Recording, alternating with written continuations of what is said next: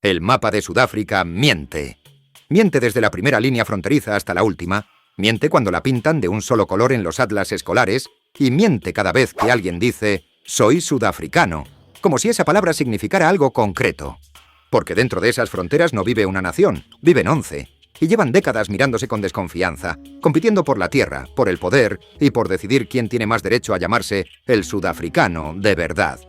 Antes de existir Sudáfrica, ya existían los zulúes, los Xhosa, los afrikaners, los Sotho, los Tswana, los Venda, los Tsonga, los Ndebele, los Swazi, los británicos blancos y los Colored. Y ninguno pidió compartir país con los otros. El truco para entender Sudáfrica es asumir desde el principio que el apartheid no inventó las divisiones del país.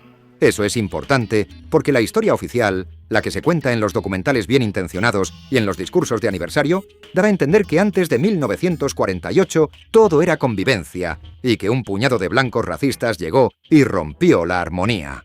La realidad es bastante menos heroica. Las divisiones ya estaban ahí, llevaban siglos ahí, y lo que hizo el apartheid fue agarrarlas, congelarlas y meterlas en un sistema burocrático tan minucioso que terminó pudriendo todo lo que tocaba. Los arquitectos del régimen no inventaron la rivalidad entre zulúes y Xhosa, no inventaron el desprecio que los afrikaners sentían por los británicos, no inventaron el aislamiento de los Venda en las montañas del norte, solo dijeron, vale, ya que están separados, vamos a separarlos oficialmente, vamos a darles a cada uno un papel sellado y un territorio asignado, y vamos a fingir que esto es generosidad y no condena. Así nacieron los bantustanes, esa palabra fea que la mayoría del mundo ha olvidado, pero que explica casi todo lo que pasa hoy en el país. Eran territorios falsamente independientes, donde el régimen blanco metía a la fuerza a los pueblos negros para poder decir con total seriedad, y delante de las cámaras de la ONU, que Sudáfrica era un país blanco rodeado de vecinos negros, no un país mayoritariamente negro gobernado por una minoría blanca aterrorizada. La diferencia parecía retórica, pero era brutal. Los bantustanes tenían sus banderas, sus presidentes de cartón, sus himnos compuestos a toda prisa, y nadie en el mundo los reconocía excepto el propio régimen sudafricano, y en algún caso bochornoso, Israel cuando quería molestar a alguien. Mandela los abolió en cuanto pudo, los borró de los mapas y los reintegró formalmente al país. Pero el daño ya estaba hecho. Una generación entera de zulúes había crecido sabiendo que su sitio era KwaZulu, los Xhosa que el suyo era Transkei o Ciskei, los Tswana que el suyo era Bophuthatswana. Y aunque las fronteras desaparecieron de los mapas oficiales, no desaparecieron de las cabezas. Y eso es lo que hace que hoy, 30 años después del fin del apartheid, Sudáfrica siga funcionando como un edificio donde cada planta odia educadamente a las otras 10. Los zulúes son la primera planta y se aseguran de que nadie lo olvide. Son el grupo más numeroso, alrededor de 12 millones de personas concentradas sobre todo en KwaZulu-Natal, y se comportan como lo que son, la mayoría dominante en un país donde mayoría dominante no significa gobierno garantizado. Su orgullo viene de muy atrás, de Shaka Zulu, y de aquellas guerras del siglo XIX donde su ejército, organizado con una disciplina militar que recordaba más a Esparta que a una sociedad tribal africana, llegó a humillar a los británicos en Isandlwana antes de ser aplastado en Ulundi. Los zulúes nunca olvidaron Isandlwana, y a quien se le ocurra dudarlo, le sacan el dato como quien saca el carnet de identidad. Son guerreros, te recuerdan ellos mismos, son un pueblo de reyes, y todavía tienen un rey de verdad, el monarca zulú, que aunque no tiene poder político oficial, sigue siendo una figura que mueve voluntades, asambleas tradicionales y bodas multitudinarias en KwaZulu-Natal. Hablan isiZulu, que es el idioma africano más hablado del país, comen pap con carne, escuchan maskandi y kwaito. Llenan los estadios con cantos de guerra los días de partido y miran al resto de Sudáfrica con esa mezcla de paciencia y suficiencia de quien sabe que es el grupo más grande, pero no el que más manda. Y eso último les escuece mucho, porque quienes mandan en Sudáfrica desde 1994 no son ellos, son los Xhosa. Y aquí empieza la pelea más jugosa de todo el país, la que define la política sudafricana sin que casi nadie la nombre en voz alta. Los Xhosa son menos que los zulúes, unos 8 millones, viven sobre todo en el Cabo Oriental, en aquella tierra dura y verde de Transkei, donde los acantilados caen al Océano Índico, y han producido a casi toda la aristocracia política negra del país. Mandela era Xhosa, Thabo Mbeki, su sucesor, era Xhosa. Oliver Tambo, padre intelectual del CNA, era Xhosa. Steve Biko, el mártir de la conciencia negra, era Xhosa. Walter Sisulu, Xhosa. La lista sigue y los zulúes la conocen al dedillo, y cada vez que un Xhosa abre la boca en un mitin, pueden oírse, casi físicamente, los dientes apretándose en KwaZulu-Natal. Los Xhosa hablan isiXhosa, ese idioma con clics que el oído europeo nunca termina de procesar y que requiere una habilidad casi acrobática de la lengua, Tienen una tradición intelectual fortísima, vinculadas a las misiones cristianas del siglo XIX que produjeron las primeras élites educadas del África Austral. Y se ven a sí mismos como los pensadores del país. Los zulúes serán los guerreros, vienen a decir sin decirlo, pero los Xhosa son los que escriben los libros y firman las constituciones. La rivalidad entre ambos no es solo política, es estética, lingüística, casi gastronómica. Cuando Jacob Zuma, zulú hasta el tuétano, llegó a la presidencia en 2009, una parte del país lo recibió como una corrección histórica. Por fin un zulú, por fin uno de los nuestros, y otra parte, sobre todo el establishment Xhosa del CNA, lo vio como el momento exacto en que el partido perdió la cabeza. Zuma cantaba canciones de guerra zulúes en sus mítines, llevaba pieles de leopardo en las ceremonias tradicionales, tenía 4 esposas a la vez y no parecía avergonzarse de nada. Para los Xhosa intelectuales del CN, aquello era una vergüenza pública. Para los zulúes era simplemente un hombre que no había olvidado de dónde venía. Cuando Cyril Ramaphosa, mitad venda, mitad campesino acomodado del cinturón industrial, lo sustituyó, los Xhosa respiraron tranquilos sin admitirlo y los zulúes empezaron a votar a un partido nuevo, el MK, que es básicamente el partido de Zuma reciclado, para devolver el golpe. Esa es la política sudafricana hoy, y todo lo demás son detalles. Y ya que hablamos de detalles, suscríbete o dale al like si te interesa este tipo de cosas, que sin esos clics, el algoritmo se olvida de los canales pequeños. Sigamos, que aún quedan 9 pueblos y la cosa se pone más rara conforme bajamos por la lista. Los afrikaners son probablemente el personaje más incómodo de toda esta historia, y conviene presentarlos sin disfraces porque son los que llevan el peso simbólico del país sobre la espalda. Descendientes de colonos holandeses que llegaron en el siglo XVII, mezclados con hugonotes franceses huidos de la persecución católica y con campesinos alemanes pobres que vinieron a hacer las Américas en el extremo equivocado del continente, los afrikaners se inventaron a sí mismos como pueblo en cuanto se sintieron lo bastante lejos de Europa como para no necesitarla. Crearon un idioma propio, el Afrikaans, que es básicamente neerlandés simplificado al que añadieron palabras malayas, jolanas y khoi, y que hoy suena como un holandés que ha pasado demasiado tiempo al sol. Crearon su propia iglesia, dura, calvinista, obsesionada con la idea de que ellos eran un pueblo elegido al estilo del Antiguo Testamento, llevados por la mano de Dios a una tierra prometida llamada el Veld. Crearon una mitología de carretas, de la gran marcha hacia el interior huyendo de los británicos y de batallas heroicas contra los zulúes que terminaban con ríos teñidos de rojo y promesas grabadas en piedra. Y luego, con todo ese aparato simbólico montado, inventaron el apartheid. Esa es la parte que nunca se les olvida al resto. El apartheid no fue diseñado por los británicos blancos ni por la prensa de Johannesburgo. Fue diseñado en universidades afrikaner, en parroquias afrikaner, en tertulias afrikaner, y se aplicó con esa precisión burocrática que solo da una cultura que se cree con la verdad de su parte. Cuando todo se vino abajo en 1994, los afrikaners se encontraron de repente siendo una minoría caída en desgracia, dueños todavía de muchas tierras y muchas empresas, pero sin el poder político que durante un siglo habían dado por descontado. Hoy son unos 3 millones. Viven sobre todo en granjas del Free State y del Karoo, en barrios de clase media de Pretoria, en suburbios cerrados con muros eléctricos donde los niños siguen jugando rugby como si el mundo no hubiera cambiado, y en proyectos extraños como Orania, ese pueblo del Karoo del norte donde solo viven afrikaners, donde la moneda local lleva la cara de Verwoerd y donde el tiempo se ha detenido en algún momento de los años 80, antes de la liberación. Orania existe, funciona, tiene escuela, ayuntamiento, viñedos y crece todos los años. Y es probablemente la cosa más sudafricana que se puede ver en una excursión de fin de semana, aunque el resto del país prefiera fingir que no está ahí. Los británicos blancos, o los English Speaking Whites, como se llaman a sí mismos para distinguirse, son el otro lado incómodo de la moneda. Son menos que los afrikaners, alrededor de 1,5 millones, y siempre se han considerado más cosmopolitas, más urbanos y más europeos. Ellos no inventaron el apartheid. Te explican rápidamente si les das pie, ellos eran liberales, leían el Mail and Guardian, votaban al Partido Progresista cuando podían. Sus universidades de Wits y Ciudad del Cabo eran focos de disidencia. Todo eso es parcialmente cierto y parcialmente una coartada que los británicos sudafricanos se cuentan a sí mismos para dormir mejor. Lo cierto es que se beneficiaron del sistema tanto como los afrikaners, vivían en los mismos barrios blancos, mandaban a sus hijos a las mismas escuelas blancas, y cuando el apartheid cayó hicieron lo que llevaban un siglo haciendo, mirar a los afrikaners por encima del hombro como si la culpa fuera solo de ellos. Hoy los británicos sudafricanos viven sobre todo en Johannesburgo, en Durban, en los suburbios verdes de Ciudad del Cabo, hablan inglés con un acento que mezcla el sur de Inglaterra con algo del antiguo imperio, son fanáticos del cricket y del rugby, y se han ido marchando del país en oleadas hacia Australia, Nueva Zelanda, Canadá y Reino Unido. Los que quedan comparten con los afrikaners el destino incómodo de ser una minoría blanca en un país que ya no es suyo.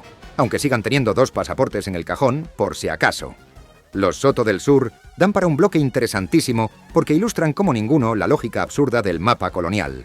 Hablan Sesotho, viven en las tierras altas del centro y este del país, y tienen un primo gemelo metido literalmente dentro de Sudáfrica, Lesotho, ese reino independiente con forma de mancha en el centro del mapa, que parece un error de impresión, y que, sin embargo, es uno de los pocos países del mundo cuyo territorio entero está rodeado por otro país. Los Soto del Sur que se quedaron en Sudáfrica miran a sus primos de Lesotho con esa mezcla de ternura y envidia que se reservan los hermanos separados. Lesotho es pobre, es montañoso, es frío. Los hombres llevan mantas tradicionales, Basotho blankets, que son el símbolo nacional, y la economía depende de remesas y de exportar lana de oveja merina.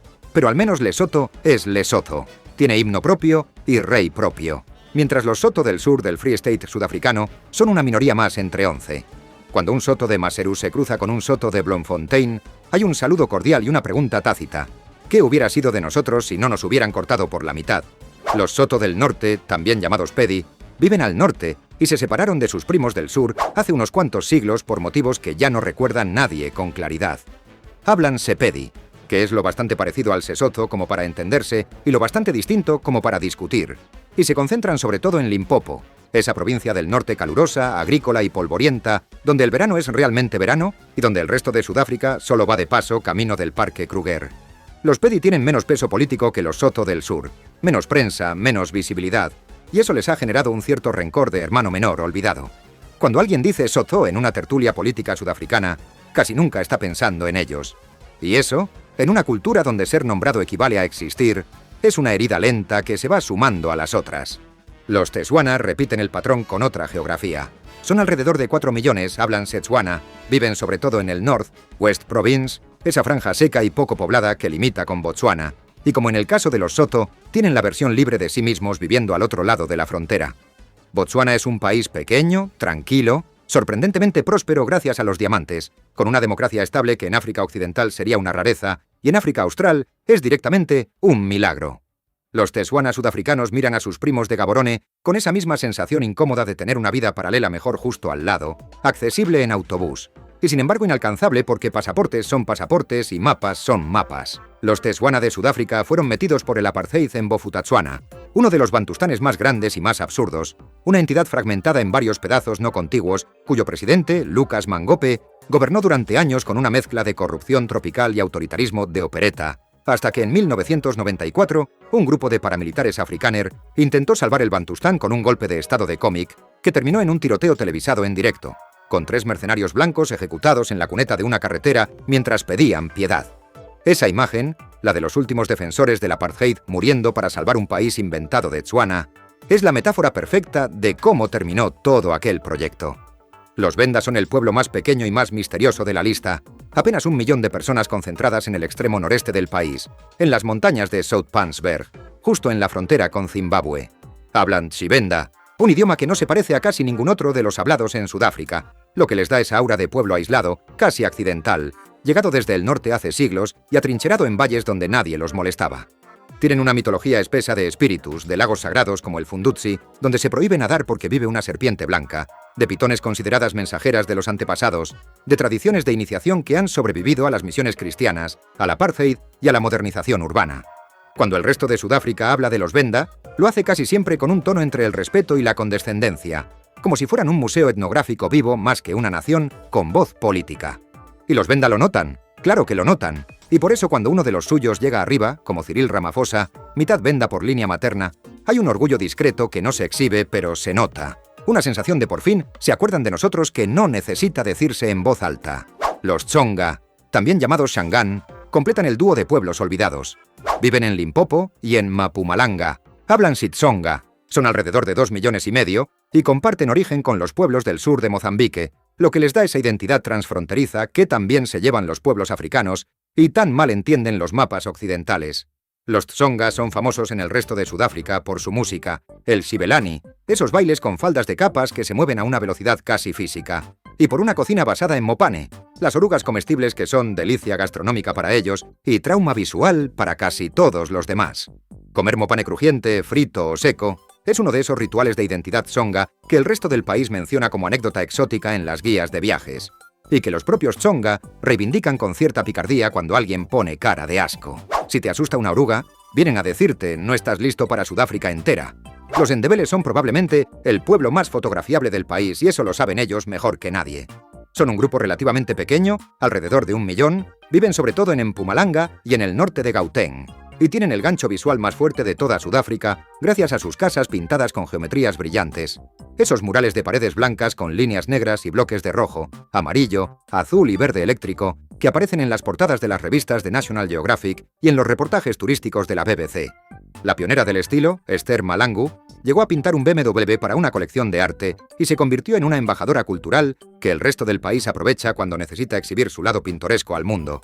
Las mujeres Ndebele llevan tradicionalmente collares de cuentas, anillos de cobre en los tobillos y mantas geométricas, y aunque la generación joven ya no lo usa todos los días, lo recupera para las bodas y las grandes ceremonias con una conciencia muy clara de lo que están enseñando. Hablan Isindebele, un idioma cercano al zulú pero con suficiente personalidad como para reclamar identidad propia, y aunque políticamente pesan poco, culturalmente pesan mucho más de lo que su número sugiere. Una contradicción muy Ndebele, podríamos decir. Los Swazi son la versión más pequeña y compacta de un patrón ya conocido. Hablan Siswati, son apenas 1 millón en territorio sudafricano, viven en Mpumalanga, y como los Soto y los Tswana tienen su propio reino al lado, Eswatini, el antiguo Swazilandia, que cambió de nombre en 2018 porque su rey, Mswati III, uno de los últimos monarcas absolutos del mundo, decidió un día que ya estaba bien de confusiones con Suiza. Eswatini es un país diminuto, con 15 esposas reales, ceremonias anuales donde miles de jóvenes solteras bailan ante el rey para que elija una nueva, una desigualdad económica brutal y una de las tasas más altas del mundo en cualquier estadística sanitaria que prefieras no consultar. Los Swazi sudafricanos miran a Eswatini con esa mezcla de fascinación y alivio de no estar viviendo allí, y mantienen lazos familiares muy fuertes que cruzan la frontera continuamente. Las bodas Swazi son famosas en toda Sudáfrica por su escala, su duración y la cantidad de ganado que cambia de manos en concepto de lobola, esa dote inversa donde es el novio quien paga a la familia de la novia y donde el precio se discute con la seriedad de una negociación inmobiliaria. Y queda el grupo más raro de todos, el más artificial y a la vez el más sudafricano de la lista, los Colored. Esa categoría que el apartheid inventó para meter en el mismo saco a descendientes de esclavos malayos traídos por los holandeses, indígenas Khoisan supervivientes del genocidio cultural más brutal del África Austral, mezclas afroeuropeas de varias generaciones y básicamente cualquiera que no encajara cómodamente ni en blanco, ni en negro, ni en indio. La etiqueta era un insulto burocrático, una forma de decir, no sabemos qué sois, pero algo hay que poneros. Y sin embargo el grupo, contra todo pronóstico, terminó adoptándola y dándole vida propia. Hoy los Colored son alrededor de 5 millones, son el grupo mayoritario en Ciudad del Cabo, hablan afrikaans, en muchos casos antes y mejor que los propios afrikaners blancos, y han desarrollado una cultura distintísima, con su humor, su gastronomía cabomalaya con bobo tea y coexisters, su música guema, su carnaval anual del Cape Minstrels en enero por las calles de Bokap, y una identidad que se debate constantemente entre lo africano, lo asiático y lo europeo, sin asentarse del todo en ninguna parte. La paradoja Colored es la más amarga de toda Sudáfrica. Bajo el apartheid eran tratados como ciudadanos de segunda, no del todo blancos para los privilegios, pero no del todo negros para la solidaridad. Tras 1994, se encontraron con la ironía cruel de ser demasiado claros para los programas de discriminación positiva, demasiado oscuros para los círculos blancos tradicionales y demasiado afrikaans parlantes para sentirse cómodos en el discurso oficial de la nación arcoíris, dominado por los exosa anglófonos del CNA. En las elecciones recientes, sectores enteros de la comunidad Colored han empezado a votar a la Alianza Democrática, el partido heredero de la oposición liberal blanca, no por amor, sino por desconfianza hacia un CN a que sienten que los olvidó. Los Colored llevan décadas diciendo que durante el apartheid no eran lo bastante blancos y que ahora no son lo bastante negros. Y el chiste lo cuentan ellos mismos sin reírse del todo, porque debajo del chiste hay un dolor real de no encajar en ninguna mesa. Los indios son el grupo que muchos olvidan al hacer la lista, y que aún así se cuelan siempre, porque sin ellos, Durban no se entiende. Llegaron en el siglo XIX como trabajadores forzosos para las plantaciones de caña de azúcar de KwaZulu-Natal, y cuando terminaron sus contratos, decidieron quedarse y montar tiendas, restaurantes, periódicos y una clase media comerciante que produjo, entre otras cosas, a un joven abogado llamado Mohandas Gandhi, que en aquellas calles de Durban empezó a desarrollar su filosofía de resistencia no violenta antes de volver a la India a aplicarla a escala continental. Hoy son alrededor de 1,5 millones, concentrados en KwaZulu-Natal, mantienen templos hindúes, mezquitas, mercados de especias que se huelen a 3 calles de distancia, y una cocina que produjo el Bunny Chow, ese pan ahuecado relleno de curry que es probablemente el plato más sudafricano que existe sin que nadie sepa decir por qué. Su relación con el resto del país siempre ha sido tensa, con disturbios contra los zulúes en los años 60, desconfianza con los blancos durante el apartheid que los clasificó como asiáticos, y una sensación constante de equilibrio entre dos identidades que nunca termina de resolverse. Y por encima de los 11 pueblos, atravesándolos a todos como una corriente eléctrica, está el conflicto narrativo central que define el país y que ningún sudafricano puede ignorar aunque finja hacerlo. La nación arcoíris que vendió Mandela al mundo entero en 1994, esa promesa de que los 11 pueblos podían convivir bajo una sola bandera, con 11 idiomas oficiales y un himno que mezcla 4 de ellos en una sola melodía, nunca terminó de cuajar del todo. ¿Los 11 pueblos siguen votando por separado? Porque casi todos los partidos políticos sudafricanos tienen una base étnica clara aunque ninguno la admita en voz alta. Siguen viviendo en barrios separados, porque la geografía urbana del apartheid no se borra en 30 años, por mucho que cambien las leyes.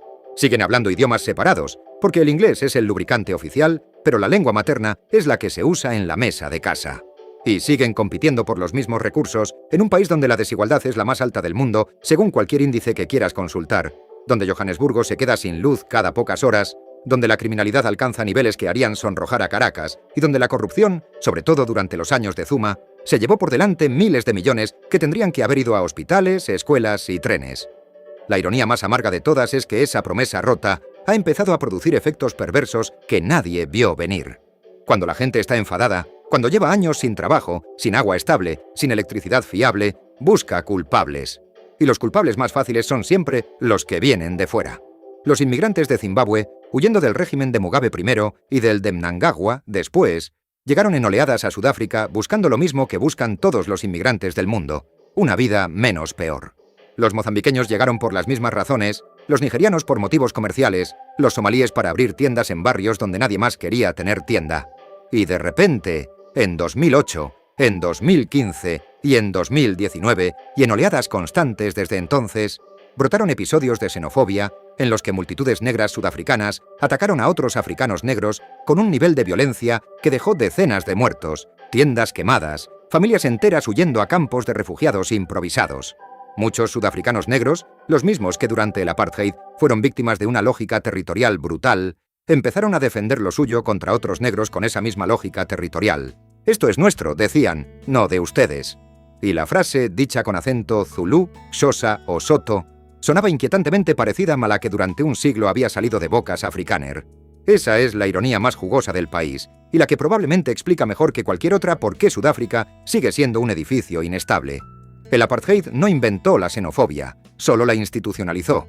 Cuando cayó el apartheid, la xenofobia no desapareció, simplemente cambió de objetivo. Antes era de blancos contra negros, ahora es de negros sudafricanos contra negros extranjeros, de zulúes contra xhosa en silencio, de colored contra indios en Ciudad del Cabo, de afrikaners contra todo el mundo en Orania, de británicos blancos haciendo las maletas para Sydney mientras los demás se quedan a discutir. El sistema funciona, paradójicamente, gracias al conflicto interno. Es el conflicto el que mantiene los partidos vivos, las fronteras tribales útiles, las identidades nítidas y la energía política suficiente para que nadie se aburra. Si los 11 pueblos se llevaran realmente bien, no habría política sudafricana, habría administración, y la administración, en África Austral, nunca ha sido suficientemente entretenida como para sostener un país. Y entonces uno mira el mapa otra vez, ahora con 11 colores en lugar de uno, y se pregunta cuánto durará esto. Si dentro de 50 años Sudáfrica seguirá siendo un solo país con un solo himno, o si las 11 naciones terminarán cada una por su lado, igual que pasó en Yugoslavia, igual que pasó en la Unión Soviética, igual que pasa siempre que alguien mete a varios pueblos viejos en un mapa nuevo y pretende que se quieran. Los zulúes seguirán siendo zulúes, los xhosa seguirán siendo xhosa, los afrikaners seguirán pintando Orania de blanco, y los colored seguirán sin saber dónde sentarse. Y el país seguirá llamándose Sudáfrica, supongo, porque a alguien hay que ponerle nombre al edificio, aunque cada planta tenga su propio timbre.